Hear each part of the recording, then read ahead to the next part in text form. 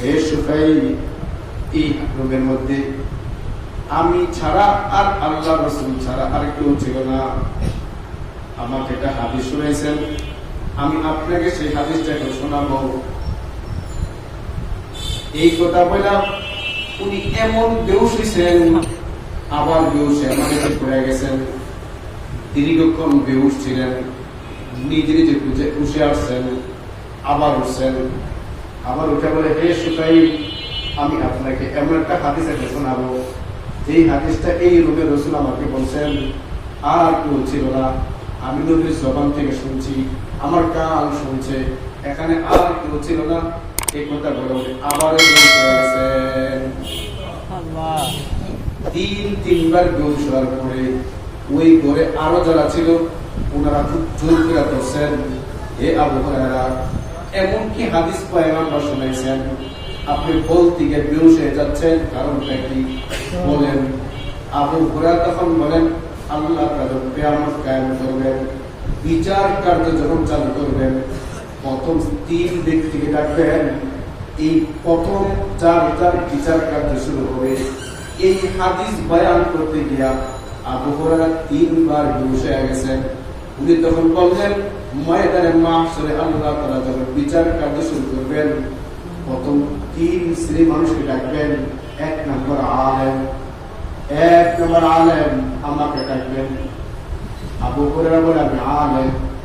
এক নম্বর আলেমকে ডাকবেন, আলেমকে ডাইকা বলবেন, এমনকি আলেমকে সমস্ত নিয়ামতের কথাগুলো মনে করায় দিবেন, তুমি কি কি শান শৌকত পাইলা, কি কি সম্মান পাইলা, আলেমকে স্মরণ করায় দিয়া আলেম বলল, আমি এগুলো পাইছি।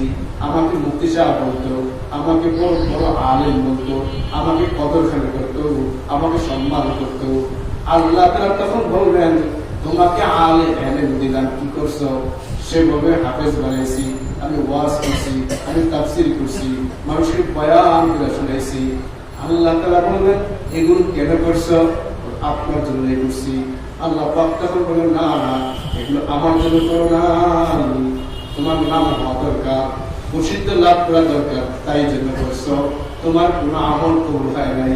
এই জন্য আবু হুরায়রা বলেন, আলেম এত আমল করার পরেও, হাজার হাজার মানুষ তার কথায় নামাজি হওয়ার পরেও, হাফেজ বানাবার পরেও, বয়ান করার পরেও, ওই আলেমের মাথাকে মাটিতে লাগায়া, পাউগুলো উপরে উঠাইয়া টাইনে টাইনে জাহান্নামে ফেলাবে।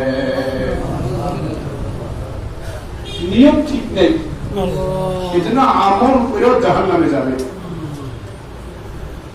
আজকে আমার আপনার কি অবস্থা?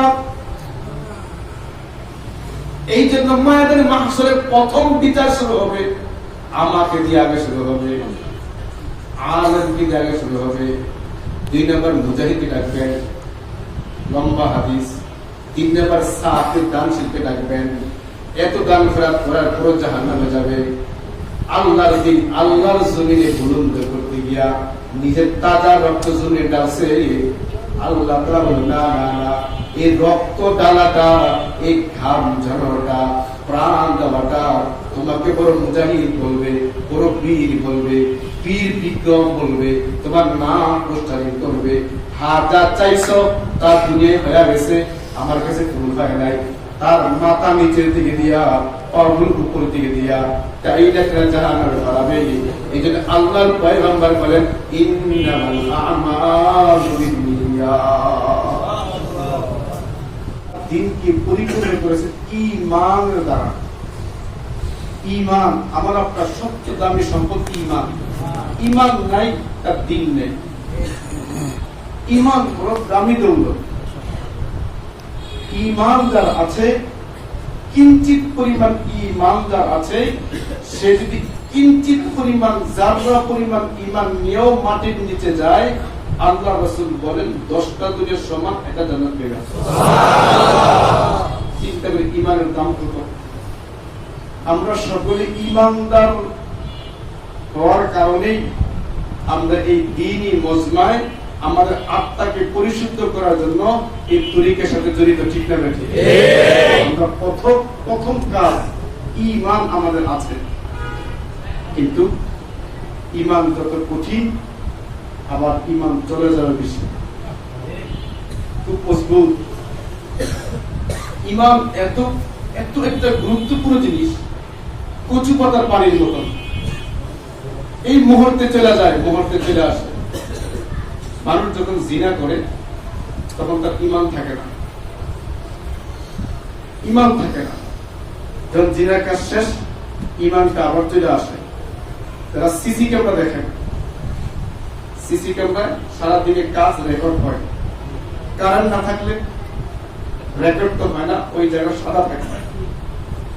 ময়দানে মাহশরে আমরা আপনার আমল নামা যখন পেশ করা হবে, পুরা আমল নামা সিসি ক্যামেরা ভরা। যখন জিনা হয়েছে ওই জায়গা সাদা থাকবে, ওই সাদাটা দেখি মনে করবে এটা সে অপরাধ করছে। খুব সাবধান, ইমানকে হেফাজত করতে হবে। কোনো কথার দ্বারা, কোনো কাজের দ্বারা, কোনো ইঙ্গিতের দ্বারা কোনো ভাবে যেন ইমান নষ্ট না হয়। প্রথম শাখা। 2 নম্বর, আল্লাহ আপনার দিনকে পরিপূর্ণ করছেন ইবাদতের দ্বারা। ইমান আছে, ইবাদত নাই, তার 4 পয়সার দাম নেই। ইমান 100 বছর জান্নাত পাবে ইমানের কারণে, কিন্তু অনেক কষ্টের পর। কিন্তু ইমানের সাথে 2 নম্বর যে দিনকে আল্লাহ পরিপূর্ণ করছেন আল্লাহর ইবাদতের দ্বারা, আল্লাহর গোলামির দ্বারা। আমরা আল্লাহকে মানি, অন্তরে স্থাপন করি, অন্তরে কাজটা প্রকাশ পাবে হাতের কাজের দ্বারা। ইবাদত কাকে বলে? ইবাদত বলা হয় আল্লাহর হুকুমগুলো অঙ্গ প্রত্যঙ্গের দ্বারা প্রকাশ করার নাম বলে ইবাদত। খুব খেয়াল করে শুনবেন, ইবাদত কবুল হয় কিভাবে? যে নামাজ রোজা পড়ি, কোরআন তেলাওয়াত করি, জিকির আজকার করি, এটা আমরা সম্পর্ক রাখছি, স্থায়ী সম্পর্ক, এগুলো কবুল হওয়ার 3টা শর্ত। কয় শর্ত ভাই? 3 শর্ত। 3 শর্তের কোনো শর্ত না থাকলে তার সমস্ত আমল বিফল, কোনো ফল হবে না। প্রথম শর্ত, ইবাদত কবুল হওয়ার জন্য প্রথম শর্ত, আল্লাহ আপনার দিনকে যে পরিপূর্ণ করছেন, প্রথমে ঈমান দ্বারা, 2 নম্বরে ইবাদতের দ্বারা। ইবাদত মালিকের কাছে কবুল হওয়ার জন্য 3 শর্ত, এর মধ্যে প্রথম শর্ত ঈমান। আমার আপনার ইবাদত খুব খেয়াল করে শুনেন। আমি কথাগুলো অনেক কষ্ট করে সংগ্রহ করছি, এটা বারবার বলতে চাই, অনেক ফায়দা হবে আমাদের জন্য। ঈমান, আমার আপনার ইবাদত আল্লাহর কাছে কবুল হওয়ার জন্য 3 শর্ত। ইবাদত কবুল হওয়ার জন্য 3 শর্ত, এর মধ্যে প্রথম শর্ত ঈমান। ঈমান নাই, তার ইবাদত পুরো কবুল হবে না। গোলাম আহমদ কাদিয়ানী, ওদের কোনো ইবাদত আল্লাহর কাছে কবুল হবে না। যদিও হজ করে, যদিও যাকাত দেয়, যদিও দান খয়রাত করে, যদিও অনেক কাজ করে, কিন্তু সে হলো বেঈমান, এজন্য তার কোনো ইবাদত আল্লাহর কাছে কবুল হবে না। যেমন একটা লোক, তার শরীর পাক, নামাজের জায়গাও পাক, সূরা কালাম ঠিক আছে, খুব সুন্দর করে নামাজ পড়তেছে, কিন্তু ওযু নেই, নামাজটা কবুল হবে না। ঠিক তেমনি ভাবে আমার আপনার সমস্ত আমল ঠিক আছে, সমস্ত আমল ঠিক আছে, কিন্তু ঈমান নামক তার অ্যাকাউন্ট নাই, তার কোন ইবাদত আল্লাহর কাছে কবুল হবে না। ইবাদত কবুল হওয়ার জন্য প্রথম শর্ত ঈমান। তাহলে কি? 2 নম্বর শর্ত, 2 নম্বর শর্ত সহি নিয়ত। কি ভাই বলেন? নিয়ত ঠিক নেই, সে ইবাদত করে জাহান্নামে যাবে। ইবাদত করে কই যাবে? এক তাবিঈ সুফাই আল-আসবাহি, খুব খেয়াল করে শুনেন, সুফাই আল-আসবাহি একজন তাবিঈ, উনি মদিনায় আসছেন। আয়সা দেখেন একজন লোক অনেকগুলো মানুষ জমা করে কি যেন করতেছে। সুফাই আল-আসবাহি ওই মজমা দেখে জিজ্ঞেস করেন, ভাই এখানে কি হচ্ছে? তো বলতেছে এখানে হাদিস পাঠ করা হচ্ছে, হাদিস শোনা হচ্ছে। সুফাই আল-আসবাহি বলে, কে হাদিস পড়তেছে? সাথীরা বলে, আপনি চিনেন না? রাসূলের জলিল কদর সাহাবী আবু হুরায়রা রাদিয়াল্লাহু তাআলা আনহু আমাদেরকে নবীর হাদিস শোনাচ্ছেন। সুবহানাল্লাহ। মজমা ভেঙে গেল। মজমা ভাঙার পরে সুফাই আল-আসবাহি আবু হুরায়রা রাদিয়াল্লাহু তাআলা আনহুকে বললেন, আবু হুরায়রা, আমি আপনার কাছে এমন একটা হাদিস শুনতে চাই যে হাদিসটা আপনি ভালো করে বুঝছেন,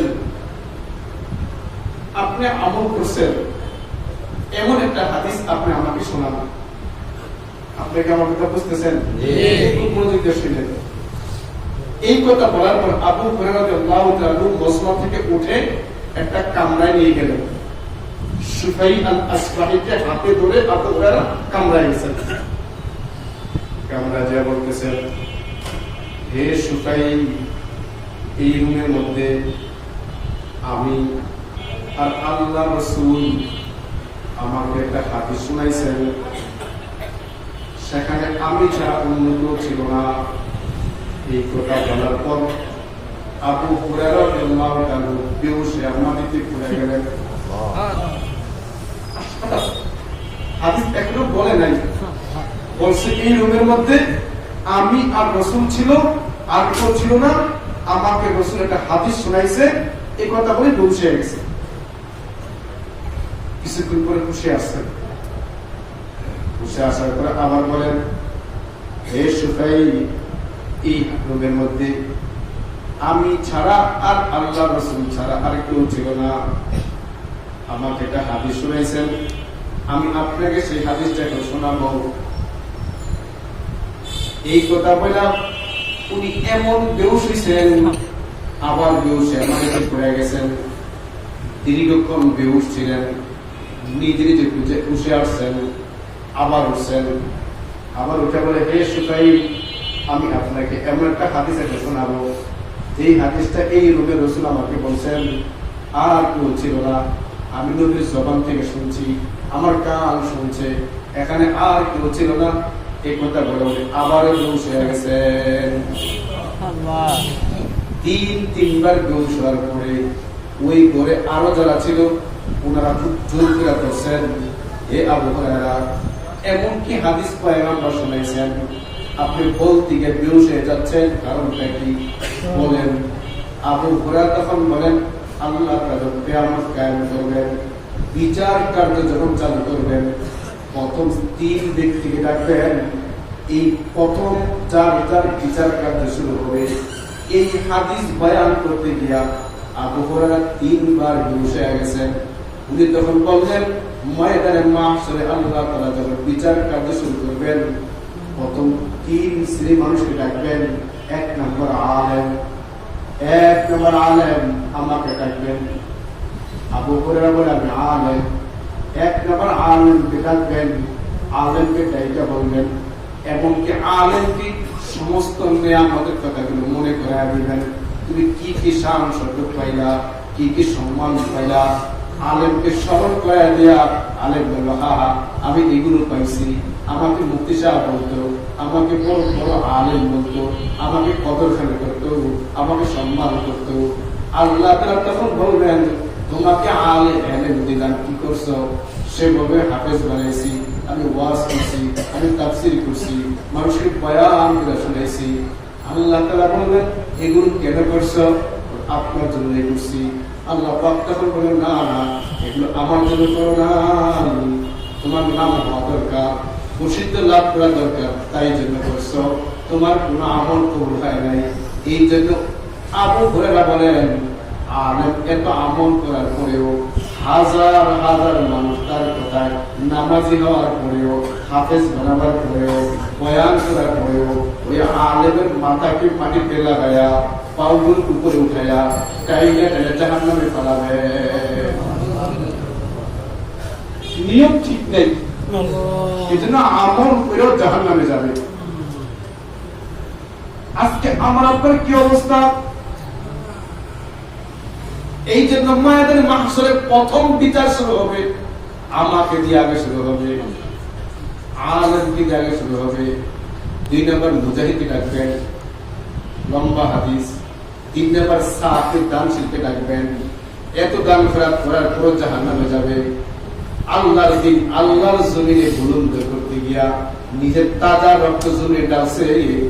আল্লাহ তাআলা বলেন, না না না, এই রক্ত ডালাটা, এই ঘাম ঝরাটা, প্রাণ দেওয়াটা তোমাকে বড় মুজাহিদ বলবে, বড় বীর বলবে, বীর বিক্রম বলবে, তোমার নাম প্রচারিত করবে। হাজার চাইছো তার দুনিয়া হয়ে গেছে, আমার কাছে ফুল হয় নাই।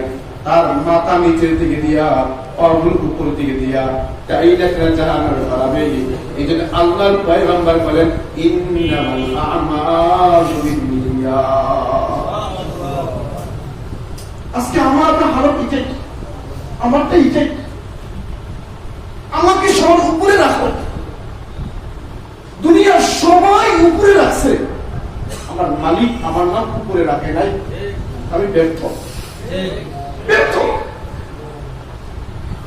আমল আমল কবুল হওয়ার জন্য প্রথম শর্ত ঈমান, 2 নম্বর শর্ত সহিহ নিয়ত, 3 নম্বর শর্ত আমার প্রত্যেকটা আমল আমার মন করা হবে না জনাবে মুহাম্মদ রাসূলুল্লাহ সাল্লাল্লাহু আলাইহি ওয়াসাল্লাম।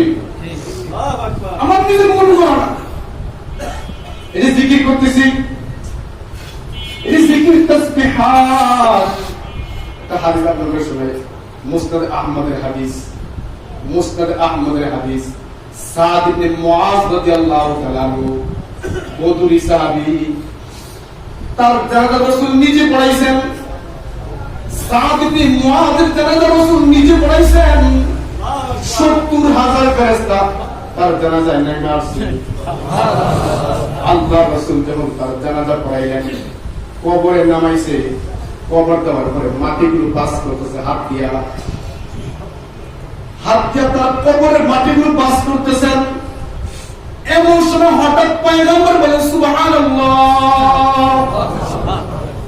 রাসূল সুবহানাল্লাহ পড়তে শুরু করছেন। পাশে সাহাবায়ে কেরামকে বললেন তোমরা সুবহানাল্লাহ বলো। সাহাবীরা বলে আমরা দীর্ঘক্ষণ সুবহানাল্লাহ সুবহানাল্লাহ এই তাসবিহ পড়তেছিলাম। হুজুর আবার দেখলাম কাব্বারা তাকবীরান তাকবীরা, রাসূল বলতেছেন আল্লাহু আকবার আল্লাহু আকবার। আমরা দীর্ঘক্ষণ তাকবীর দিলাম। কিছুক্ষণ পরে রাসূল বলেন থামো। সাহাবায়ে কেরাম বলেন পয়গম্বর আপনার সাথে অনেক জানাজায় গেছি, অনেকের কবরস্থ করছেন, আমরা চোখে দেখছি, এরকম তো আমল দেখি নাই। আজকে হঠাৎ সুবহানাল্লাহ বললেন কেন, আল্লাহু আকবার বললেন কেন? আমি আগে বলছি এই জানাজা সাধারণ সাহাবীর জানাজা না, আনসার সাহাবী সাদ ইবনে মুআযের জানাজা। রাসূল নিজে পড়াইছে, 70,000 ফেরেশতা আসমান থেকে নেমে আইছে। এই সাহাবীর জানাজা রাসূল পড়ার পরে রাসূল কবরের মাটিগুলো পাস করতেছেন। এমন সময় তাসবিহাতগুলো পড়তে লাগলেন। সাহাবায়ে কেরাম কারো জিগাইলেন এমন পড়লেন কেন? আল্লাহ রাসূল বলেন আমি দেখতেছি না আমার এই সাহাবীর কবরটা চাপতে চাপতে চাপতে চাপতে হুমরা সুমরার কবর না, কোন তাবির কবর না, আইম্মে মুস্তাহিদের কবর না।